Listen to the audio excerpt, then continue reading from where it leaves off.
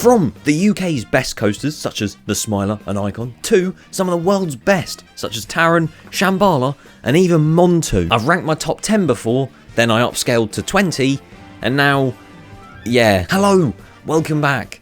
I really didn't want to make this video, but here we are. This video right here is my top 50 roller coasters.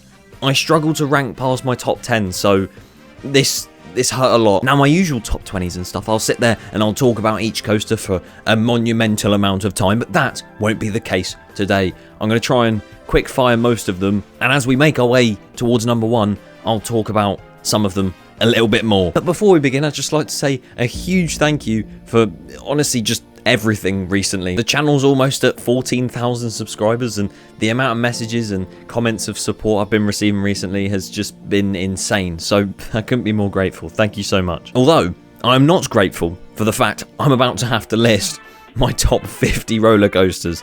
Here goes. At number 50, RMF Dragon, a smaller coaster, but it does pack a punch. 49, Vampire, a little bit jolty, but it's a good ride. 48, Colorado Adventure, really unexpected, but a very fun mine train. 47, Spinball Whizzer. Hey, it's back, hold tight, here we go! 46, Rage, a compact Eurofighter on the beautiful Southend shore. 45, the big one, the Pepsi Max roller coaster, big ride. 44, Colossus, the power of 10. It hurts sometimes. 43, Stampeder, red or blue, I don't really care which side, it's a John Wardley wooden roller coaster. 42, Shockwave, a stand-up coaster, it feels completely wrong, but I love it. 41, Big Thunder Mountain, it's a Disney park, so the theming's already on another level. Number 40, Cobra's Curse, a lovely, controlled spinning coaster. 39, Dragon's Fury, Chessington's last new coaster. Till next year. 38, Wingus, Fear and Force, again, don't really care which, but both are heavily enjoyable. 37, Revolution, unexpected, but so much fun. 36, 13, unlucky for some, but I love it. 35, Galactica, bring back air and I'll rank it higher. 34, Storm Chaser, a spinny ride by Mack. 33, Olympia Looping, it does the Olympic rings, the Olympic ride. 32, Furious Backhoe, rough, well, very rough, but very fun. And 31, Formula. It's a Formula 1 roller coaster. At number 30, Escape from Gringotts, an indoor coaster that is just amazing. 29, Revenge of the Mummy, another indoor coaster that, you guessed it, is just amazing. 28, Expedition Everest. The theming is well classed, but I can hardly remember it, so yeah, that's sad. 27, Kraken, a decent sit-down coaster. 26, Oblivion, drop into a hole, and that's it. 25, Nemesis Inferno, the worst of the two Nemesis is Nemesis. 24, Saw, the ride.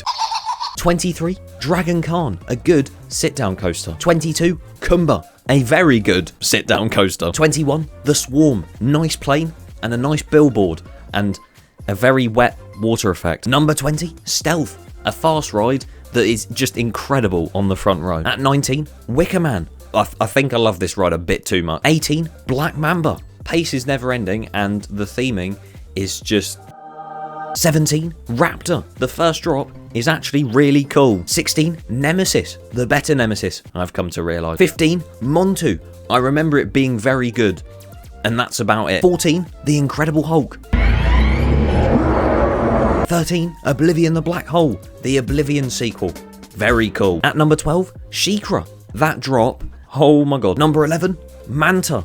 That pretzel loop, oh my god. That quickly, we've reached the top 10. How on earth have I ranked those previous 40 coasters? It's probably all wrong. And at number 10, we have the Smiler, the world's most inversions on any roller coaster, with 14, and it's an absolute mess of a ride, and I mean that nicely. At number 9, we have Icon, the UK's first and only Mack double launch coaster. It's very smooth, very pacey where it needs to be, and it's a really enjoyable experience. At number 8, we have Cheetah Hunt. Now, this is a lot higher than a lot of people rank it, but I just enjoyed it way too much. There's just something about it, you know, I love it. At number 7, we have Mako, the second best B&M Hyper in the world. Lots of airtime, an amazing view of the lake, and yeah, Mako Shark.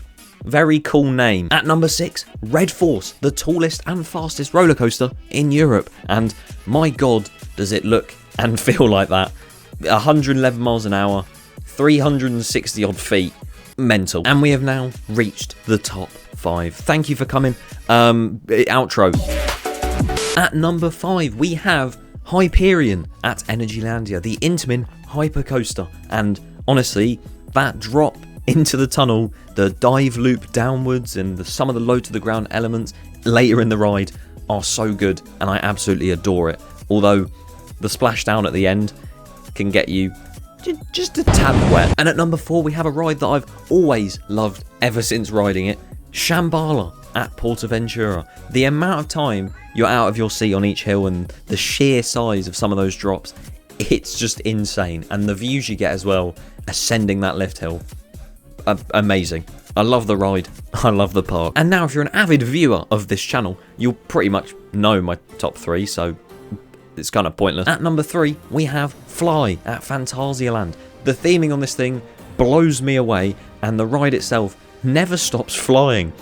Do you get it? It is genuinely one of the best ride experiences out there. And when you first enter Rookburg, which is the area it's in, you just don't know where to look because there's track and theming and just everything everywhere. It's mental. If you want to hear more about my opinion, link in top right. Cheeky plug. At number 2, we have Taron, also at Phantasialand. And as I said with Fly, it is themed no matter what direction you look in, and it passes over itself what feels like about 900 times. The second section of the ride is just mental. It just doesn't stop, and well, let alone the second launch, which is a feeling like nothing else. Well, Red Force does exist, but it's still quite fast. As with Fly, you walk into Klugheim, which is the area it's in, and there is literally rock work and wooden buildings, and everything is so well thought of.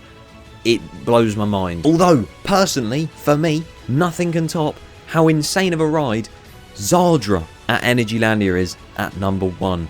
The monumental scale of this thing and the speed it carries through each element, and I'm just surprised I don't have concussion. As I said, this is honestly the most insane ride I've ever experienced, and I can't see it being topped anytime soon. It's just when you're riding it, you genuinely feel like you're being thrown about, because you twist one way, you twist the other, and then you're upside down for a few seconds, you come back down, you flip out and just fly out your seat. I got to the end of my first ride on it and just didn't know what to say.